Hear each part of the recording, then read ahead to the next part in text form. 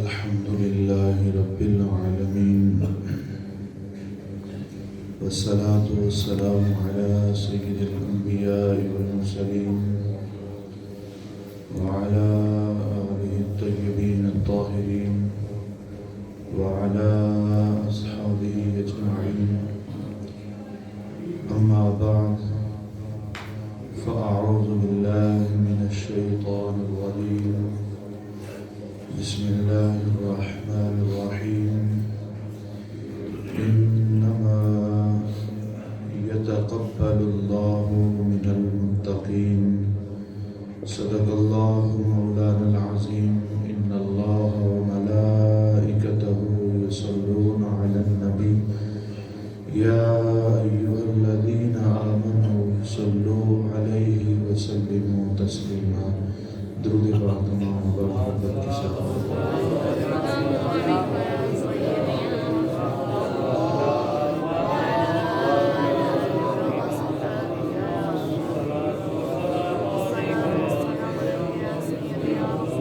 الصلاة والسلام عليك يا سيدي يا رسول الله وعلى آلك وأصحابك يا محبوب رب العالمين. الصلاة والسلام عليك يا سيدي يا رسول الله وعلى آلك وأصحابك يا محمد رسول الله.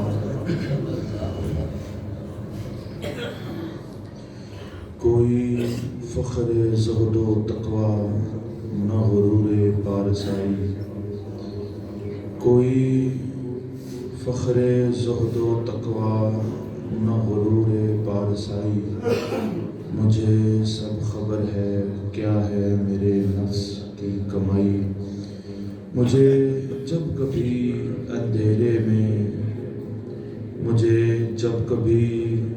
اندھیرے ملے راہ جستجو میں، نئی مشعل تمنا تیرے نام کی جلائی. اور اسے کیوں نہ سر پہ رکھوں یہ جزائے بندگی ہے. اسے کیوں نہ سر پہ رکھوں یہ جزائے بندگی ہے. تیرے نام سے مزین میرا کاسائے گدائی.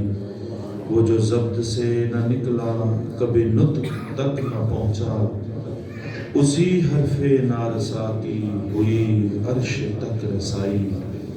ہے میرا وجود ثابت ہے میرا شمار ممکن. میرے صفر سے ہے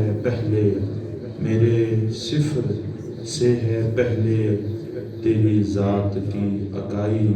نہ جھکا سکے جو سر کو وہ امامہ فضیلت. نہ جھکا سکے جو سر کو وہ امامہ فضیلت.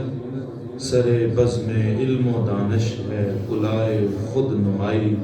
میرے چار اگر سے کہہ دو یہ مرض ہے آگہی کا، نہ کرے گا کام اس میں کوئی نیند کی دوائی. احباب قدر، اللہ جل شانہ کی بارگاہ میں التجا ہے کہ رب لم یزل ہم سب کو قرآن مجید پڑھنے، سننے، سمجھنے اور اس پر عمل کی توفیق عطا فرمائے. میں نے قرآن مجید فرقان حمید کی ایک آیہ مقدسہ کا کچھ حصہ تلاوت کیا ہے. اللہ جل شانہ نے ارشاد فرمایا انما یتقبل اللہ من المتقین. اس کا سادہ سا ترجمہ سمجھیں. ارشاد فرمایا کہ بے شک یتقبل اللہ قبول کرتا ہے من المتقین پرہیزگاروں سے. دوسرا اس کا ترجمہ اگر انما کو حصر مانے تو ترجمہ بنے گا انما یتقبل اللہ کہ بے شک اللہ تعالی صرف قبول کرتا ہے من المتقین، صرف جو پرہیزگار ہیں انہی کے عمل کو اللہ قبول کرتا ہے. باقی سر دھوتے رہیں، سر پٹختے رہیں، لمبے لمبے چوڑے چوڑے سجدے، نمازیں، سجدے، روزے، حج، زکاتیں، جتنا بھی ہو، ارشاد فرمایا کہ قبول اسی کا ہوگا جو تقوی والا ہوگا، جو متقی ہوگا، جو پرہیزگار ہوگا۔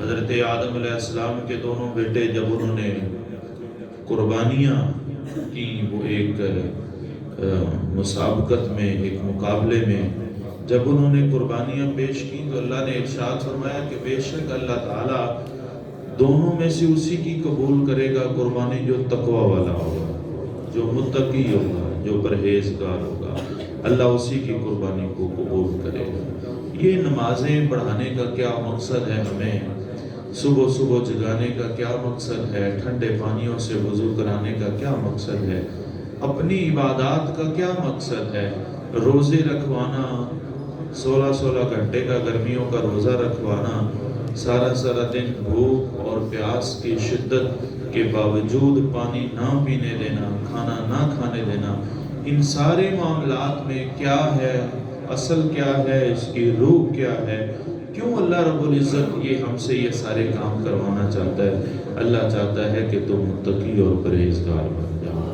کتب علیکم الصیام کما کتب علی الذین من قبلکم لعلکم تتقون، روزے تم پر اس لیے فرض کیے گئے تاکہ تم پرہیزگار بن جاؤ۔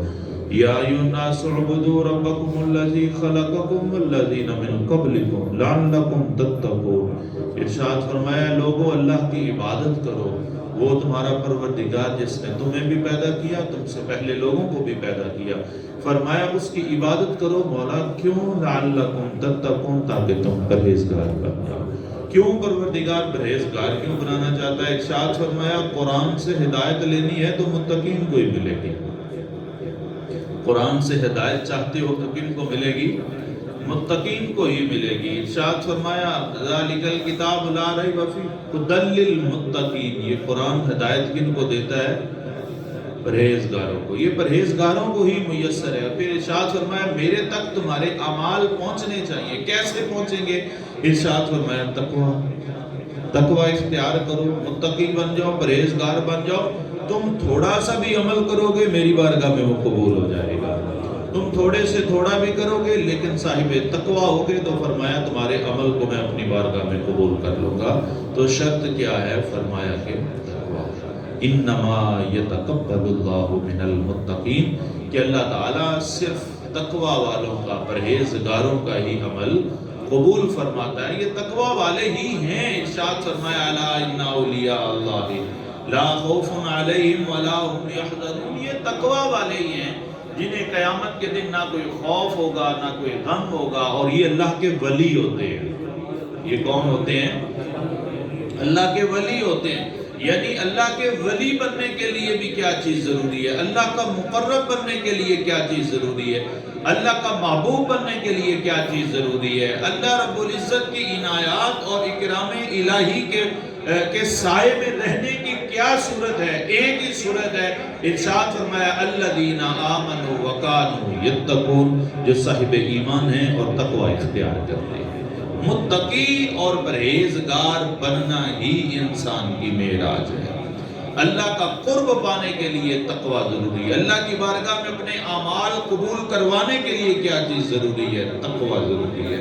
سنیے گا قرآن پاک میں بے شمار مقامات پر اللہ جل شاہ نے اس کو ذکر کیا، اور پھر انبیاء کرام علیہ السلام جو بھی دنیا میں تشریف لاتے رہے، اللہ رب العزت نے قرآن پاک میں بارہا انبیاء کا نام لے کر ارشاد فرمایا کہ فلاں جب نوح علیہ السلام نے تبلیغ کی تو نوح علیہ السلام کہتے ہیں کہ میری قوم تم اللہ سے ڈرتے کیوں نہیں، تقوی کیوں نہیں اختیار کرتے؟ ارشاد فرمایا صالح علیہ السلام نے کہا تو صالح علیہ السلام نے کہا اپنی قوم سے کہ میری قوم تم تقوی کیوں نہیں اختیار کرتے؟ جناب ہود علیہ السلام نے اپنی قوم سے کہا تم تقوی کیوں نہیں اختیار کرتے؟ تو ہر پیغمبر تقوی کا درس دیتا رہا۔ سنیے قرآن پاک کی آیات، اللہ جل شانہ کیا ارشاد فرماتا ہے؟ اللہ ارشاد فرماتا ہے ان اللہ مع الذین اتقوا والذین هم محسنون، ارشاد فرمایا اللہ انہی کے ساتھ ہوتا ہے، اللہ انہی کے ساتھ ہوتا ہے۔ ارشاد فرمایا ان اللہ مع الذین اتقوا، وہ لوگ جو تقوی اختیار کرتے ہیں اللہ ان کے ساتھ ہوتا ہے۔ پھر ارشاد فرمایا ان اللہ یحب المتقین، للمتقین، اللہ تعالیٰ پسند کرتا ہے کن کو؟ پرہیزگاروں کو۔ متقین کو اللہ پسند کرتا ہے، متقین کو اللہ اپنا دوست رکھتا ہے، متقین سے اللہ محبت کرتا ہے۔ ارشاد فرمایا وَسَارِعُوا إِلَىٰ مَغْفِرَةٍ مِّن رَبِّكُمْ وَجَنَّةٍ عَرْضُهَا السَّمَاوَاتُ وَالْأَرْضُ۔ ارشاد فرمایا اس جنت کی تیاری کے لیے کوشش کیا کرو، جلدی کیا کرو، جنت کے لیے جلدی کیا کرو، جنت کو پانے کے لیے جلدی کیا کرو، جنت کو پانے کے لیے اعمال ایسے کیا کرو، ان اعمال میں جلدی سے دوڑا کرو، لپکا کرو، کوئی ایسا عمل ملے کہ جس کے صدقے سے تمہیں جنت ملے۔ ارشاد فرمایا ایسے اعمال کرنے میں جلدی کیا کرو، پروردگار وہ جنت، ارشاد فرمایا وہ جنت اعدت للمتقین، سنو وہ جنت ہم نے پرہیزگاروں کے لیے تیار کر رکھی ہے۔ جنت متقین کے لیے ہے، جنت متقین کا ٹھکانہ ہے۔ ارشاد فرمایا پھر قیامت کے دن کیا ہوگا؟ قیامت کے دن یوم نحشر المتقین الی الرحمن وفدا، ارشاد فرمایا سب کے سب اللہ کی بارگاہ میں حاضر ہوں گے، سب کے سب اللہ کی حضور میں حاضر ہوں گے، ہر کوئی اللہ کی بارگاہ میں جائے گا، ہر کوئی اللہ کی بارگاہ میں کھڑا ہوگا۔ لیکن ارشاد فرمایا یہ اعزاز ہوگا متقین کے لیے کہ جب ان کے گروہ آئیں گے تو سب کو پتہ چلے گا کہ یہ اللہ کی بارگاہ میں اب متقین کا گروہ آ رہا ہے۔ عمومی طور پر آپ نے دیکھا ہوگا 23 مارچ کو جو وہ پریڈ ہوتی ہے، ٹی وی پر آپ نے دیکھا وہ اعلان کرنے والا اعلان کر رہا تھا یہ جی فلاں ریجمنٹ کور کا جو دستہ آ رہا ہے، یہ فلاں دستہ آ رہا ہے، یہ فلاں دستہ آ رہا ہے، یہ اس دستے کی پہچان ہوتی ہے۔ تو کل جب قیامت کا دن ہوگا اور قیامت کے دن یہ ریجمنٹ نہیں ہوگی، یہ کچھ نہیں ہوگا، وہاں پہ سب اکٹھے ہوں گے، گناہگار، بدکار، مشرکین، منافقین سب ہوں گے، اور وہاں پر جب پکار کر کہنے والا ہوگا، پکار کر کہنے والا کہے گا یوم نحشر المتقین الی الرحمن وفدا، دیکھو یہ گروہ آ رہا ہے، یہ کن کا ہے؟ یہ متقین کا گروہ آ رہا ہے۔ وہ پہچانے جائیں گے اللہ کی بارگاہ میں، وہ نمایاں ہوں گے اللہ کی بارگاہ میں، ان کے چہروں پر متانت ہوگی، نہ خوف کے آثار ہوں گے، نہ کوئی غم کے آثار ہوں گے، حشاش وشاش چہرے لے کر اپنے بازو چمکتے ہوئے چہرے، نورانی چمکتے ہوئے چہرے، یہ کون آ رہے ہیں جی؟ یہ متقین اور پرہیزگار آ رہے ہیں۔ کیا شان ہوگی اس دن متقین اور پرہیزگاروں کی۔ سنیے گا اللہ جل شانہ ارشاد فرماتا ہے، ارشاد فرمایا ان للمتقین مفازا، سنو پرہیزگاروں کے لیے ہے۔ کن کے لیے ہے؟ کن کے لیے؟ نمازیوں کے لیے کہیں بھی نہیں لکھا ہوا کہ نمازیوں کے لیے یہ ہوگا، نمازیوں کے لیے یہ ہوگا، وہ ہوگا، نمازیوں کا یہ مقام ہوگا، نمازیوں کو یہ ملے گا، نمازیوں کو وہ ملے گا۔ سنیں جہاں بھی ذکر ہے متقین کا ذکر ہے، جہاں بھی ذکر ہے پرہیزگاروں کا ذکر ہے۔ اس کا مطلب کیا ہے؟ نماز کا کوئی اجر نہیں ہے، نماز کا کوئی ثمرہ نہیں ہے، نماز کا کوئی ثواب نہیں ہے، نماز کا اللہ کے ہاں کوئی مقام نہیں ہے، کوئی مرتبہ نہیں ہے اس نماز کا جو نماز انسان کو تقویٰ تک لے جاتی ہے، وہ نماز جو انسان کو تقویٰ سکھائے، وہ نماز جو انسان کو متقی بنائے، وہ روزہ لعلکم تتقون، وہ روزہ جو تقویٰ سکھائے، جو انسان کو متقی بنا دے، وہ عبادت جو انسان کو متقی بنا دے، وہی نماز متقین کی نماز ہے، اور وہی نماز متقین کو اللہ کی بارگاہ میں کھڑا کرے گی، اور اللہ ارشاد فرمائے گا دیکھو یہ متقین کا گروہ آ رہا ہے۔ یہ نمازیں، یہ عبادات، ان سب کا مقصد کیا ہے؟ کہ انسان متقی بن جائے، اور اسی متقی کے لیے یہ اللہ رب العزت کی انعامات کا ارشاد فرما رہا ہے۔ ارشاد فرمایا ان للمتقین مفازا، سنو کامیابی کن کے لیے ہے؟ مفازا، کامیابی، اور یہ کامیابی دنیا کی نہیں ہے کہ 4 چھلڑ زیادہ ہو گئے، 4 چھلڑ کم ہو گئے، کاروبار میں برکت ہوگی، پلاٹ 10-12 آگے، فلاں ہو گیا، یہ ہوگا، وہ ہوگا، یہ نہیں ہے۔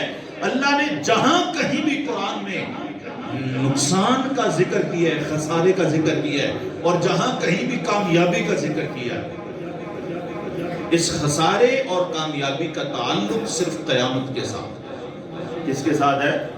قیامت کے ساتھ۔ مال میں گھاٹا، منافع میں گھاٹا، مال میں کمی، اولاد میں کمی، اولاد کا چلا جانا، اس سے نقصان کا تعلق نہیں ہے۔ اللہ ارشاد فرماتا ہے یہ ہماری آزمائشیں ہیں۔ وَلَنَبْلُوَنَّكُمْ بِشَيْءٍ مِّنَ الْخَوْفِ وَالْجُوعِ وَنَقْصٍ مِّنَ الْأَمْوَالِ وَالْأَنفُسِ وَالثَّمَرَاتِ وَبَشِّرِ الصَّابِرِينَ۔ فرمایا یہ مال میں کمی ہونا، یہ تجارت میں گھاٹا آ جانا، تجارت میں جو ہے وہ منافع کم آ جانا، اپنی راس المال بھی ضائع ہو جانا، یہ سب کچھ کیا ہے؟ فرمایا یہ آزمائشیں ہیں تمہاری دنیا میں۔ خسارہ اگر معلوم کرنا ہے تو وہ خسارہ صرف آخرت کا خسارہ ہے. فائدہ اگر معلوم کرنا ہے، کامیابی اگر معلوم کرنی ہے، تو فرمایا وہ آخرت کی کامیابی ہے. ان للمتقین مفازا. ارشاد فرمایا کامیاب ہوگے بے شک کون؟ متقین، پرہیزگار. کامیاب صرف متقین ہوں گے. اور ارشاد فرمایا بالمتقین کے لیے کیا کیا ہے؟ قربان جائیں. فرمایا حدائق و اعنابا. سنو، ان کے لیے ہم نے باغات تیار کر رکھے ہیں، انگوروں کے باغات ہم نے تیار کر رکھے ہیں. ارشاد فرمایا پھر کیا کیا ہوگا؟ دنیا میں بھی یہ شادیاں کرتے ہیں، جنت میں بھی ان کی شادیاں ہوں گی. اور پھر ارشاد فرمایا وَقَوَاعِبَ أَتْرَابًا وَكَأْسًا دِهَاقًا. ارشاد فرمایا چھلکتے ہوئے جام ہوں گے، اور ان کے لیے شراب طہور کے جام ہوں گے، ان کے دائیں بائیں آگے پیچھے. ارشاد فرمایا ان کے غلام دوڑتے ہوں گے، غلام ہاتھوں میں کاسا اور پیالے لیے دوڑتے ہوں گے. اور پھر ارشاد فرمایا لا يسمعون فيها لغوا ولا كذابا.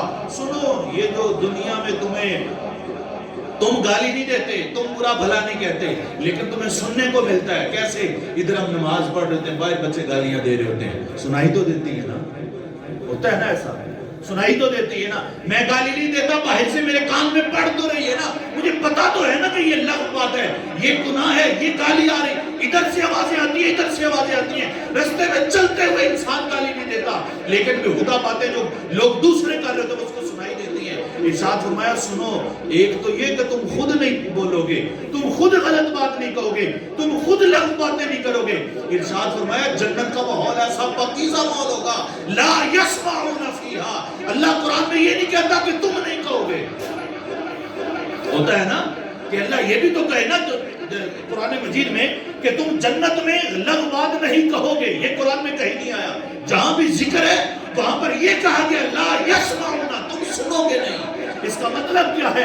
ایک تو تمہارے اندر کا ماحول ہے، تمہارے اندر کا ماحول بھی پاکیزہ ہوگا جنت کا.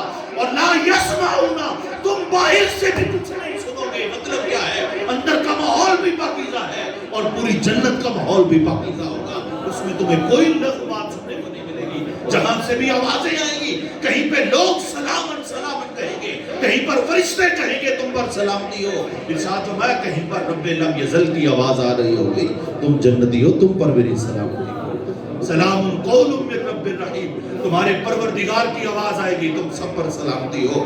فرشتے گھروں میں داخل ہو کر کہیں گے. لیکن پڑھ کے دیکھیے باخدا قرآن پاک میں جہاں بھی یہ ذکر ہے، فرمایا یہ سب انعامات کن کے لیے ہیں؟ یہ کن کے لیے ہے؟ کن کے لیے ہے؟ بولے راز بیٹھے. کن کے لیے ہیں؟ متقین. کن کے لیے ہیں؟ متقین کے لیے. اس لیے اس کا مطلب کیا ہے؟ جب بھی نماز پڑھیں اس لیے پڑھیں کہ اللہ ہمیں تقوی عطا فرمائے. روزہ رکھیں نیت یہ کریں کہ اللہ ہمیں تقوی اختیار کرنے کی توفیق دے. جب بھی عبادت کریں یہ دل میں یہ بات راسخ ہونی چاہیے، پروردگار ہم تیری عبادت کر رہے ہیں تاکہ ہم تیرے محبوب متقی بندے بن جائیں. پروردگار روزہ رکھ رہے ہیں تاکہ تقوی حاصل ہو، زکوٰۃ دے رہے ہیں پروردگار تاکہ تقوی حاصل ہو، حج کر رہے ہیں تاکہ تقوی حاصل ہو، صدقہ و خیرات کر رہے ہیں تاکہ تقوی حاصل ہو. پروردگار ہمیں متقی بننے کی توفیق عطا فرما. ہر نماز اور عبادت کا مقصد یہ ہونا چاہیے. ارشاد فرمایا پھر سنیے اللہ جل شاہ نے ارشاد فرمایا اُسِیقَ الَّذِینَ اتَّقَوْا رَبَّهُمْ. لے کے جایا جائے گا، یہ عزت اور شرف ہوگا کن کے لیے؟ وَسِیقَ الَّذِینَ اتَّقَوْا، جو صاحب تقوی ہوں گے، جو تقوی والے ہوں گے، جو متقی اور پرہیزگار ہوں گے. فرمایا وَسِیقَ الَّذِینَ اتَّقَوْا رَبَّهُمْ إِلَى الْجَنَّةِ زُمَرًا. ارشاد فرمایا متقین کو کرو در کرو جنت پر پیش کیا جائے گا، جنت کی طرف لے کر جایا جائے گا. پھر فرمایا حَتَّى إِذَا جَاءُوهَا، جب وہ جنت کے دروازے پر پہنچیں گے. ارشاد فرمایا وَفُتِحَتْ أَبْوَابُهَا، جنت کے دروازے ان کے لیے کھول دیے جائیں گے. یہ نہیں ہے کہ میں اپنے گھر میں جاتا ہوں چابی خود لگاتا ہوں دروازہ خود کھولتا ہوں. ایسے ہی ہوتا ہے نا، خود جا کے دروازہ کھولتا ہوں. لیکن ایک بندہ وہ ہوتا ہے جس کے لیے گھر کے سامنے دربان بیٹھے ہوئے ہوتے ہیں، جب وہ دروازے کے پاس آتا ہے دربان خود ہی دروازہ کھول دیتے ہیں. اس کی عزت ہوتی ہے یہ نہیں ہوتی. یہ اس کا اعزاز ہوتا ہے کہ اس نے کبھی اپنے گھر کو ہاتھ نہیں لگایا دروازے کو. اس کے لیے اس کے ملازم ہوتے ہیں، اس کے دربان ہوتے ہیں. اللہ ارشاد فرماتا ہے یہ نہیں ہے کہ وہ دروازہ کھولیں گے. فرمایا فتحت ابوابها، جنت کے دروازے ان کے لیے کھول دیے جائیں گے. مطلب کیا ہے؟ جنتیوں کو ہاتھ سے کرنے کی کوئی کام کی ضرورت نہیں پڑے گی. جب بھی وہ چاہیں گے ان کے سامنے پیش کیا جائے گا. ان کے لیے دربان ہوں گے, ان کے لیے غلام ہوں گے, ان کے لیے نوکر چاکر ہوں گے. کن کے لیے؟ متقین اور پرہیزگاروں کے لیے. اور پھر کیا ارشاد فرمایا, وَفُتِحَتْ أَبْوَابُهَا وَقَالَ لَهُمْ خَزَنَتُهَا. اور پھر ان متقین اور پرہیزگاروں کو جنت کے دربان کیا کہیں گے؟ وہ کہیں گے سلام علیکم طبتم فادخلوها خالدین. تم سب پر سلامتی ہو ہماری طرف سے, تم سب کو سلام ہو ہماری طرف سے, تم جنت میں ہمیشہ ہمیشہ کے لیے داخل ہو جاؤ. کن کے لیے؟ وَسِیقَ الَّذِینَ اتَّقَوْا رَبَّهُمْ, جو صاحب تقوی ہوں گے, جو پرہیزگار ہوں گے, جو متقی ہوں گے. اور پھر اللہ جل شاہ نے ارشاد فرمایا, سنیے گا, پل صراط کا تو ہم نے بڑا سن رکھا ہے, ایسے ہی ہے, پل صراط پر سے گزرنا ہے, سبھی نے گزرنا ہے, سبھی پل صراط سے گزریں گے. جب پل صراط سے گزریں گے تو کیا ہوگا؟ اللہ ارشاد فرماتا ہے وَإِنَّ مِنْكُمْ إِلَّا وَارِدُهَا كَانَ عَلَىٰ رَبِّكَ حَتْمًا مَقْضِيًّا. ارشاد فرمایا یہ تمہارے رب نے اپنا فیصلہ طے کر دیا ہے کہ تم میں سے ہر ایک کو پل صراط پر وارد کرے گا, ہر ایک پل صراط سے گزرے گا, ہر ایک کو پل صراط سے گزر کر جانا ہوگا. ارشاد فرمایا پھر کیا ہوگا؟ پھر ثُمَّ نُنَجِّي الَّذِينَ اتَّقَوْا. ارشاد فرمایا اللہ جب پل صراط پر سے گزارے گا تو جو تقوی والے ہوں گے انہیں کامیاب کر دے گا. یہ وہی لوگ ہوں گے جناب رسالت مآب صلی اللہ علیہ وآلہ وسلم نے ارشاد فرمایا وہ بال سے زیادہ باریک ہوگی, تلوار سے زیادہ تیز ہوگی, لوگ اس پر سے گزریں گے, ہر ایک کو اس میں سے گزرنا پڑے گا. لیکن ارشاد فرمایا کوئی تو اڑتے ہوئے جائیں گے وہاں سے. گاڑی چل زمین پہ رہی ہوتی ہے, محسوس ہوتا ہے جیسے ہوا میں چل رہی ہے, اس کے ٹائر اس کے اوپر روڈ کے اوپر ٹچ ہو رہے ہوتے ہیں, لیکن لگتا ہے جیسے ہوا پر چل رہی ہے. کیوں؟ اس کی سپیڈ اتنی ہوتی ہے. تو گویا پل صراط میں سے جب ہم گزریں گے اس سپیڈ سے گزریں گے, ایسے لگے گا جیسے ہواؤں میں اڑتے ہوئے جا رہے ہیں. اور پھر ہواؤں سے گاڑی تیز اتنی وہی چلتی ہے جس کی فٹنس زیادہ اچھی ہوتی ہے. جس بیچاری کے ٹائر کھلنے کا ڈر ہو وہ 40-30 سے اوپر نہیں بندہ لے کے جاتا, کہیں ٹائر نہ کھل جائے, کہیں انجن نہ کھل جائے. گاڑی اچھی ہو تو بندہ سپیڈ بھی لیتا ہے. مطلب کیا ہے کہ انسان کا کردار اور انسان کے اعمال اتنے اچھے ہوں گے جتنی چاہے گا سپیڈ لے کے وہ پل صراط سے گزر جائے گا. حضور نے فرمایا کوئی تو پل صراط سے اڑتا ہوا گزر جائے گا اور کوئی پل صراط سے دھیرے دھیرے چلتے ہوئے گزر جائے گا. ہاں کچھ بدبخت ہوں گے. آیا مقدسہ میں اللہ جل شاہ نے ارشاد فرمایا وَنَذَرُ الظَّالِمِينَ فِيهَا جِثِيًّا. ارشاد فرمایا جو ظالم ہوں گے وہ اس میں گر پڑیں گے. مطلب کیا ہے کہ نجات پل صراط سے کن کو ملے گی؟ متقین اور پرہیزگاروں کو ملے گی. اور پھر اللہ جل شاہ نے ارشاد فرمایا, سنیے گا, وَمَن يُطِعِ اللَّهَ وَرَسُولَهُ وَيَخْشَ اللَّهَ وَيَتَّقْهِ. ارشاد فرمایا جس نے اللہ کی اطاعت کی, جس نے رسول کی اطاعت کی, اور ارشاد فرمایا وَيَخْشَ اللَّهَ, اور اللہ سے ڈر گیا, وَيَتَّقْهِ, اور تقوی اختیار کیا. کیا کیا؟ تقوی اختیار کیا. ہر پہلو, ہر نجات کے پہلو میں تقوی ہے, ہر کامیابی کے پہلو میں تقوی ہے, ہر معراج میں تقوی ہے, ہر کامیابی میں تقوی ہے. تقوی نہیں ہے تو کہیں بھی کامیابی نہیں ملے گی. تقوی نہیں ہے اس کا مطلب میری نماز بھی قبول نہیں ہے. حضور نے ارشاد فرمایا کئی روزے دار ایسے ہیں جنہیں سوائے بھوک اور پیاس کے کچھ نہیں ملتا. جب انہیں بھوک اور پیاس کے سوا کچھ نہیں ملتا تو تقوی کہاں سے پیدا ہو؟ اسی طرح نمازیں ایسی ہیں. حضور نے ارشاد فرمایا کئی نماز پڑھنے والے ایسے ہیں نماز پڑھ کے ابھی اٹھے نہیں ہوتے کہ فرشتے ان کی نمازیں ان کے منہ پر مارتے ہیں. تقوی کہاں سے آئے؟ جب نماز قبول نہیں, جب روزہ قبول نہیں, جب حج قبول نہیں, جب زکوٰۃ قبول نہیں, تو تقوی کہاں سے آئے؟ اور جب تقوی نہیں تو پھر کامیابی بھی کہیں نہیں ہے. اب ذی قدر جتنی کامیابیاں ہیں, قبر میں کامیابی ہے, حشر میں کامیابی ہے, پل صراط سے گزرنے میں کامیابی ہے, جنت میں داخلے, جنت کے دروازے تک پہنچنے کی کامیابی ہے, جنت میں داخل ہو گئے وہ خاص مقام جہاں رب لم یزل کا دیدار ہوگا وہاں پر پہنچنے کی کامیابی ہے. جنت کے محلات میں چلے جانے کے بعد پھر ہر دروازے اور روشن دان سے فرشتوں کے آنے کی جو خوشخبریاں ہیں, یہ ساری کی بنیاد اور روح کیا ہے؟ وہ تقوی ہے, وہ پرہیزگاری ہے. اور یہ تقوی کیا ہے یہ سنیے گا. اللہ جل شاہ نے ارشاد فرمایا سورہ آل عمران ہے, ارشاد فرمایا وَسَارِعُوا إِلَىٰ مَغْفِرَةٍ مِّن رَّبِّكُمْ وَجَنَّةٍ عَرْضُهَا السَّمَاوَاتُ وَالْأَرْضُ أُعِدَّتْ لِلْمُتَّقِينَ. پہلے حصے کا میں نے ترجمہ کیا کہ جنت میں جانے کے لیے اعمال کی کوشش کرو. وہ جنت اعدت للمتقین جو پرہیزگاروں کے لیے بنائی گئی. مختصر سنیے گا, یہ پرہیزگاری ہے کیا؟ تقوی سنا تو ہے نا کہ جنت میں دروازے پر متقین جائیں گے، اللہ کی بارگاہ میں قرب ملے گا، متقین کو ملے گا، قبر میں اگر کامیابی ملے گی متقین کو ملے گی، حشر میں کامیابی ملے گی متقین کو ملے گی، پل صراط پر کامیابی متقین کو ملے گی، جنت میں داخلے کی کامیابی متقین کو ملے گی۔ یہ تقویٰ کیا ہے؟ حضرت سیدنا علی مرتضیٰ شریف خدا رضی اللہ تعالیٰ عنہ آپ فرماتے ہیں تقویٰ کیا ہے، آپ سنیے گا۔ ارشاد فرمایا التقویٰ ہی الخوف من الجلیل، اللہ کا خوف ہے جو انسان کے دل میں ہوتا ہے، اللہ کا خوف ہے جو انسان کے دل میں ہوتا ہے۔